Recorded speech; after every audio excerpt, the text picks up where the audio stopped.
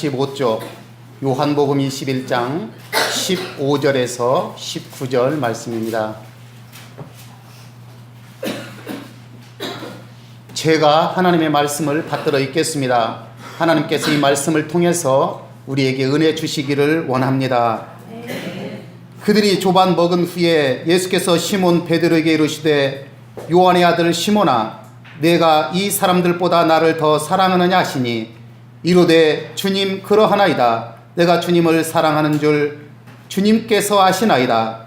이르시되 내 어린 양을 먹이라 하시고 또 두 번째 이르시되 요한의 아들 시몬아 내가 나를 사랑하느냐 하시니 이르되 주님 그러하나이다. 내가 주님을 사랑하는 줄 주님께서 아시나이다.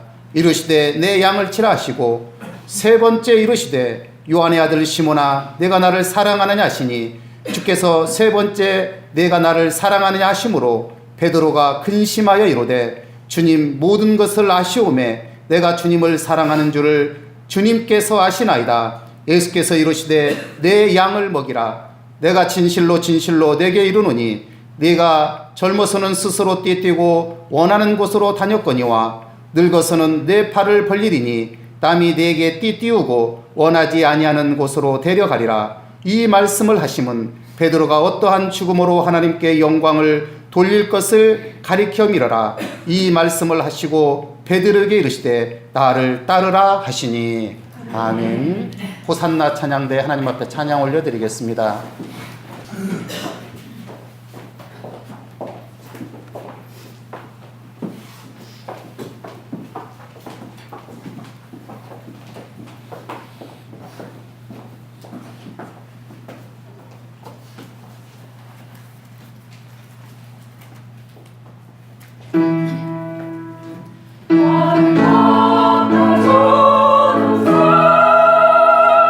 우리 같이 가보세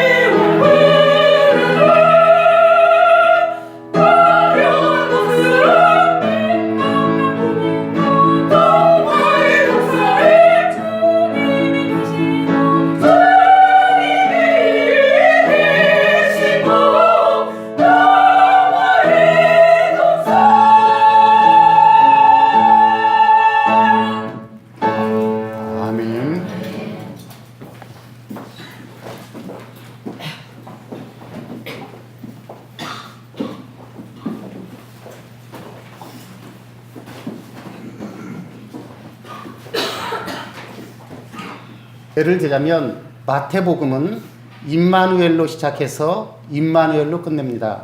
그래서 처녀가 잉태하여 아들을 낳을 것이요 곧 임마누엘을 하리라. 이렇게 1장에 시작하는 그 본문이 마지막 28장에 가서는 너희는 가서 모든 민족으로 제자를 삼아 아버지 아들과 성령의 이름으로 세례를 주고 내가 너희에게 분부한 모든 것을 가르쳐 지키게 하라. 내가 세상 끝날까지 너희와 항상 함께하리라. 임마누엘을 해주시겠다고 말씀합니다. 그래서 마태복음에서는 예수님의 승천 기사가 없습니다. 함께 하시겠다고 임마누엘의 약속을 하셨는데 예수님이 승천하시면 어떻게 하겠어요? 그래서 마태복음에는 승천 기사가 없습니다. 요한복음에도 승천 기사가 없는데 요한복음 1장 시작하면서 말씀이 육신이 되었다. 말씀이 육신이 되신 그 하나님께서 우리와 함께 하시는 거죠. 그래서 그 주님을 만난 사람들의 고백이 요한복음에는 집중적으로 기록되어 있습니다. 그러니까 신앙의 고백이죠. 그래서 요한복음 1장에서는 요한은 이렇게 고백합니다. 보라, 세상 죄를 지고 가는 하나님의 어린 양이로다. 그리고 안드레는 이렇게 주님을 향하여 말합니다. 우리가 메시아를 만났다. 번역한즉 그리스도라. 우리 죄를 구원해 주실 분을 만났다라고 안드레는 고백합니다. 그리고 예수님께 소개하는 안드레를 소개하는 빌립은 이렇게 고백합니다. 모세의 율법에 기록하였고 여러 선지자가 기록한 그 일을 우리가 만났다. 주님을 만나고 나서의 고백이에요. 모세의 율법에 기록하였고 여러 선지자가 기록한 그 일을 우리가 만났다. 그리고 나다나엘은 이렇게 고백합니다. 당신은 하나님의 아들이시오. 당신은 이스라엘의 임금입니다. 요한복음 4장을 보면 사마리아 여인은 와 보라 그리스도가 아니냐 이렇게 고백합니다. 뿐만 아니라 요한복음 11장은 마르다의 고백이 나옵니다. 마르다는 주님을 향하여 이렇게 고백합니다. 당신은 그리스도시요 하나님의 아들입니다. 물론 베드로의 신앙 고백을 우리는 요한복음 6장에서도 만날 수 있고 마태복음 16장에서도 또 만날 수가 있습니다. 주는 그리스도시요 살아계신 하나님의 아들입니다. 요한복음에서는 영생의 말씀이 주께 있으니 우리가 어디로 가오리까 이렇게 고백하기도 하죠. 그리고 마지막 오늘 본문에 나와 있는 앞에 나와 있는 도마의 고백은 도마는 이렇게 고백합니다. 나의 주님이시고 나의 하나님이십니다. 인격적으로 주님을 만난 사람들의 고백은 동일하게 예수님은 그리스도라는 고백입니다. 여러분은 어떤 고백의 말씀이 제일 마음에 와 닿습니까? 저는 개인적으로 도마의 고백이 참 마음에 와 닿아요. 도마는 다른 그 고백들은 예수님이 부활하기 전에 만난 그 고백들입니다. 그런데 부활하신 주님을 만나고 나서 고백한 것이 도마의 고백인데 도마는 나의 주님이시며 나의 하나님이십니다.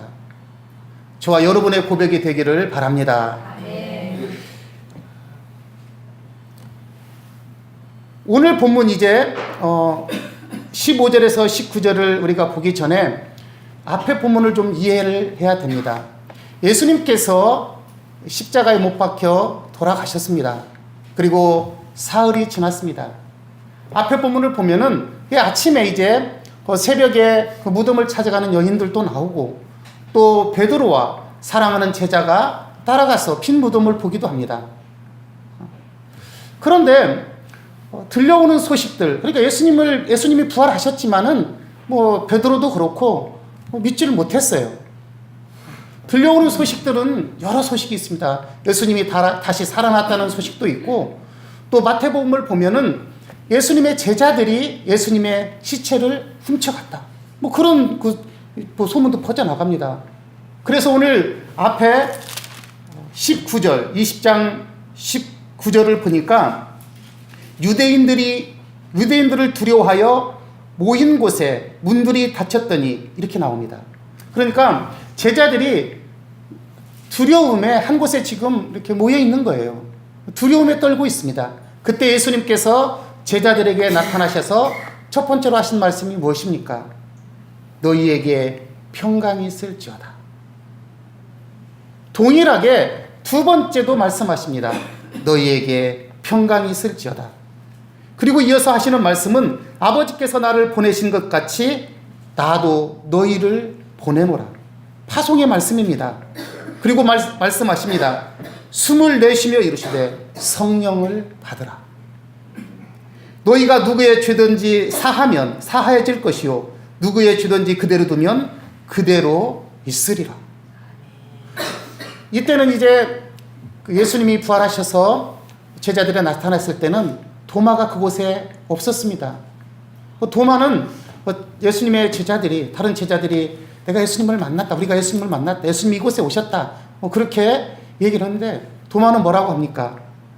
내가 그의 손에 못자국을 보며 내 손가락으로 그 못자국에 넣으며 내 손으로 그 옆구리에 넣어보지 않고는 믿지 않겠다, 이렇게 말합니다. 그리고 나서 성경은 8일이 지났다 이렇게 우리에게 소개해주고 있습니다. 8일이 지난 다음에 예수님께서 다시 집에 있는 제자들에게 나타나십니다. 그리고 나서 첫 번째, 두 번째와 같이 동일하게 너희에게 평강이 있을지어다라고 말씀하십니다. 그리고 나서 도마에게 이렇게 말씀하십니다. 도마야, 내 손가락을 이리 내밀어 내 손을 보고 내 손을 내밀어 내 옆구리에 넣어보라. 그리하여 믿음 없는 자가 되지 말고 믿는 자가 되라. 그때 도마가 고백한 내용이 바로 나의 주님이시며 나의 하나님이십니다. 그때 예수님께서 이렇게 다시 말씀하십니다. 너는 나를 본고로 믿느냐? 보지 못하고 믿는 자들이 복되도다. 예수님이 승천하시고 나면 그 뒤에 예수님을 인간의 눈으로 볼 수 있는 사람은 아무도 없잖아요. 엊그제 신문을 보니까 레오나르도 다빈치가 그린 예수님의 초상화가 약 5천억의 경매가 됐다 그러더라고요. 처음에 그 그림을 산 사람은 우리나라 돈으로 약 7만 원을 주고 샀다고 합니다. 500년이 지나서 최고가의 경매가 됐는데 5천억 정도가 경매가 됐다 이렇게 말합니다. 우리가 주님을 한번 상상해 보면 금발의 잘생긴 예수님이 딱 나타나면 우리가 믿어집니까? 예. 예수님 그런 모습인지 어쨌든 모르겠어요. 그러나 이제 도마에게 하신 말씀대로 우리가 이제 보지 않고 믿어야 되고 또 우리가 2000년이 흐르고 보지 않고 믿고 있습니다. 그래서 예수님의 말씀대로 우리가 복된 줄로 믿으시기 바랍니다. 자, 그리 사건 뒤에 예수님을 부활하신 주님을 만났단 말이에요. 그리고 예수님께서 너에게 평강이 있을지어다 그렇게 3번이나 말씀하셨는데 21장으로 넘어오면은 제자들이 베드로를 중심으로 한 7명 제자가 옛생활로 돌아가는 모습이 기록되고 있습니다. 그래서 이제 많은 사람들이 이 본문을 후대 삽입 본문으로 보기도 하고 좀 이렇게 다양한 방법으로 해석을 합니다. 어쨌든 예수님께서 부활하신 모습으로 제자들에게 나타나셨어요. 그런데 베드로와 디두모라는 도모, 이제 쌍둥이라는 뜻을 가지고 있죠. 그래서 7명의 제자가 물고기를 잡으러 밤에 나갔다 이렇게 기록하고 있습니다. 그리고 밤이 새도록 고기를 잡았지만 고기를 잡지 못했다라고 기록하고 있습니다. 베드로를 비롯해서 갈릴리 호수에 관한 그 모든 정보를 누구보다도 잘 알고 있는 그들 아니겠습니까? 그런데 밤새도록 고기를 한 마리도 잡지 못했다는 것이 잘 이해가 되진 않아요. 진짜로 한 마리를 못 잡았는지 아니면 다른 의미가 있는지 우리는 알 수가 없습니다. 그러나 성경은 분명하게 말씀합니다. 밤이 새도록 고기를 잡았지만 그물을 내렸지만 잡지 못했다라고 우리에게 밝히고 있습니다. 자, 이 말씀은 바로 부활하신 주님을 만났는데 옛생활로 돌아간 거예요. 옛생활로 돌아갔다는 것은 사명을 잃었다는 겁니다. 사명을 잃은 자들의 삶이라는 것을 보여주고 있어요. 이사야 5장을 보면 포도원의 노래가 나옵니다. 좋은 포도나무를 심었다는 거죠. 그리고 좋은 포도나무 열매 맺기를 원했더니 그러나 들포도를 맺었다고 이사야 5장에서는 우리에게 보여주고 있습니다. 한번 생각해 보면 포도나무를 심었는데 그 포도 열매가 똑같은 열매가 아니겠습니까? 그런데 하나님의 입장에서 보니까 어떤 포도는 참 포도고 어떤 포도는 들포도라고 말씀하고 있는 거예요.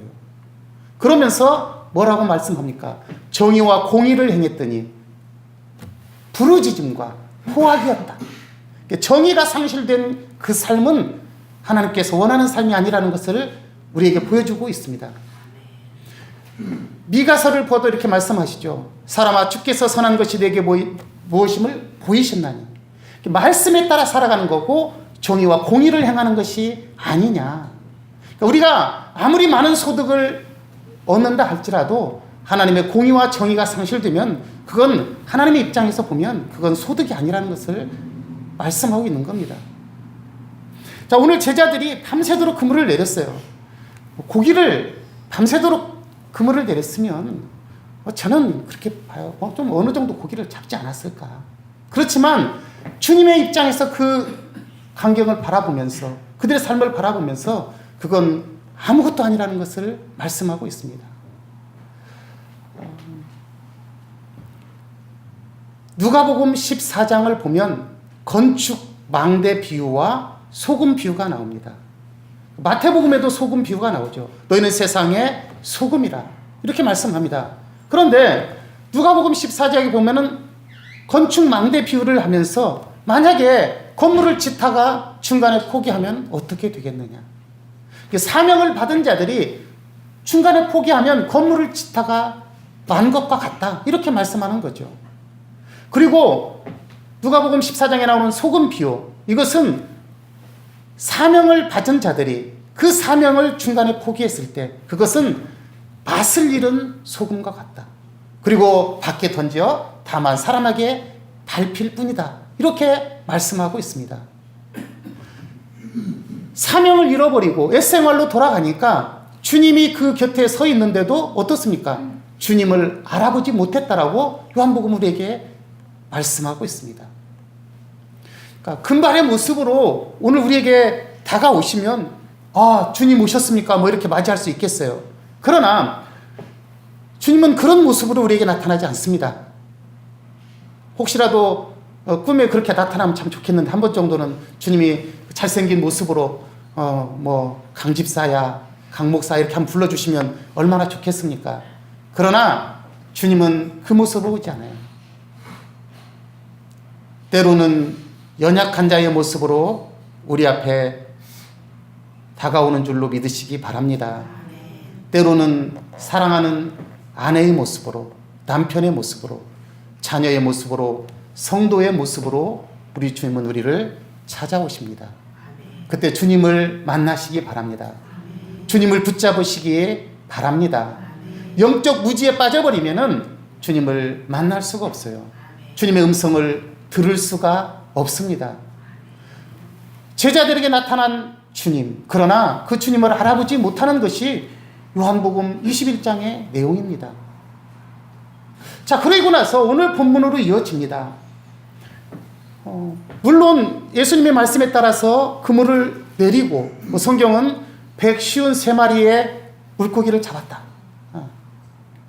그런데 오늘 본문을 보면 이제 예수님께서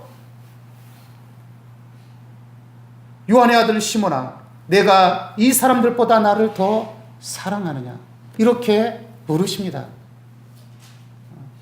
헬라 원어에는 이게 아가파오라는 단어를 사용하고 있는데 그것은 이제 신적인 사랑, 그러니까 하나님의 사랑, 이타적인 사랑, 그 사랑으로 질문했다. 그리고 이제 베드로의 그 대답은 펠레오라는 대답인데 이제 우리 인간적인 사랑, 뭐 그런 대답이다. 뭐 이렇게 말을 합니다. 그러나 요한복음 13장을 보면은, 질문, 예수님께서 질문한 아가파오라는 단어는요, 일상적인, 그러니까 예수님의 사랑, 하나님의 사랑만을 말할 때 하는 것이 아니라 일상적인 이성적인 사랑에서도 썼던 단어이고 그런 의미입니다. 예수님께서 동일하게 어쨌든 3번 베드로에게 묻는 거예요. 요한의 아들 시몬아, 내가 나를 사랑하느냐? 그때 요한은 어떤 대답을 합니까? 시몬은 어떤 대답을 합니까?